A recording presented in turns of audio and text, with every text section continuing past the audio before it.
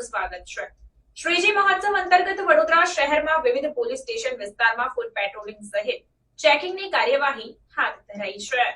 તારીખ 7 સપ્ટેમ્બર 2024ના રોજથી શરૂ થયેલ શ્રીજી મહોત્સવ અનુસંધાને વડોદરા શહેરમાં કાયદો અને વ્યવસ્થા જળવાઈ રહે તેમજ વડોદરા શહેરના નાગરિકોમાં સલામતી અને શાંતિ અંગે આત્મવિશ્વાસ કેળવાય અને શહેરના નાગરિકો શાંતિ અને ઉત્સાહપૂર્વક ઉત્સવ મનાવી શકે તે સારું માનનીય પોલીસ કમિશનર નરસિમ્હા કોમર નાઓની સૂચનાથી શહેરના તમામ પોલીસ સ્ટેશનોમાં ફૂટ પેટ્રોલિંગ રાખવાનું આયોજન કરવામાં આવ્યું છે।